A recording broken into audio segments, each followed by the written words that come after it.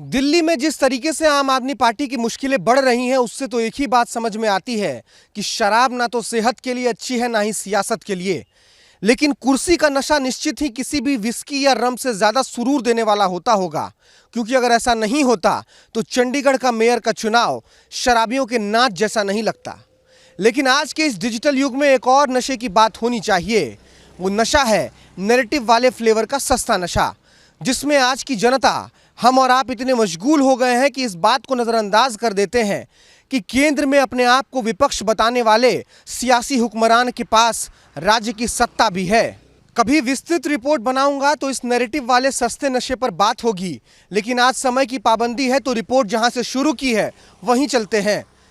नवंबर 2021 में दिल्ली की केजरीवाल सरकार ने जिस नई आबकारी नीति को ये कहकर लागू किया था कि इससे दिल्ली का राजस्व बढ़ेगा, अगर उसने असल में कुछ बढ़ाई है तो केवल केजरीवाल और आम आदमी पार्टी की मुश्किलें ही बढ़ाई हैं। पहले मनीष सिसोदिया, फिर संजय सिंह और अब कथित शराब घोटाले की जांच की आंच मुख्यमंत्री अरविंद केजरीवाल के ऊपर भी आ गई है। आज ईडी ने अरविंद केजरीवाल को लगातार 5वीं बार समन भेजा था पेश होने के लिए, लेकिन अरविंद केजरीवाल ने इस ईडी के समन को गैर कानूनी बताते हुए पेश होने से इनकार कर दिया। दरअसल पूरे के पूरे आम आदमी पार्टी के खेमे को इस बात की शंका है कि अगर केजरीवाल ईडी के सामने पेश होते हैं तो जिस तरीके से हेमंत सोरेन की गिरफ्तारी हुई है झारखंड में, और इससे पहले दिल्ली में संजय सिंह और मनीष सिसोदिया की गिरफ्तारी हुई है, उसी तरीके से अरविंद केजरीवाल भी गिरफ्तार किए जा सकते हैं। दरअसल 2021 में जो नई आबकारी नीति लागू हुई थी उसमें प्राइवेट ठेकेदारों को लाइसेंस बांटे गए थे, और इसमें बीजेपी के साथ साथ कांग्रेस ने भी आम आदमी पार्टी पर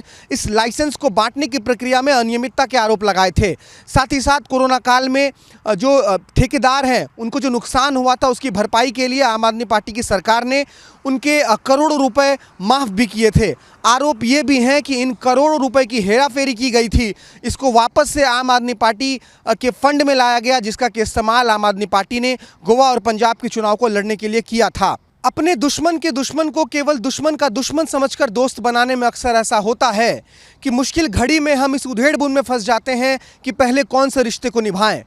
दुश्मन के साथ की गई नई नई दोस्ती को निभाएं, या फिर दोनों को ही दुश्मन मानकर चुपचाप कोने में बैठकर खेल का मजा लें। दिल्ली में आम आदमी पार्टी और कांग्रेस के बीच का संबंध कुछ ऐसा ही है। पिछले दिनों कथित शराब घोटाले मामले में जब संजय सिंह की गिरफ्तारी हुई तो दिल्ली कांग्रेस अध्यक्ष दीपक बाबरिया का बयान बहुत से सवाल खड़े करता है। दीपक बाबरिया ने कहा था कि भले ही ईडी विपक्षी लोगों को टारगेट करके अपने चंगुल में फंसा रही हो, लेकिन संजय सिंह की गिरफ्तारी जरूरी नहीं कि उन्हीं तथ्यों के आधार पर की गई है,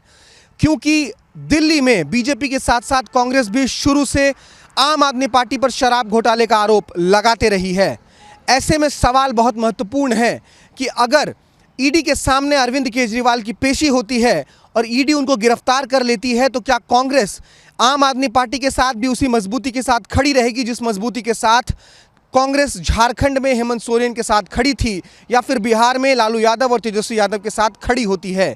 ये कुछ सवाल हैं जो कि निश्चित तौर पर अरविंद केजरीवाल और आम आदमी पार्टी को परेशान करते होंगे। ईडी की जांच की आंच से अरविंद केजरीवाल खुद को कब तक बचाए रखते हैं ये तो आने वाला वक्त ही बताएगा, लेकिन सुप्रीम कोर्ट ने जिस तरीके से मनीष सिसोदिया की जमानत याचिका को खारिज किया है, उसने आने वाले लोकसभा चुनाव में आम आदमी पार्टी की मुश्किलें ज़रूर बढ़ा दी हैं। वीडियो जर्नलिस्ट राजेंद्र के साथ भारत सूरज, विस्तार न्यूज़।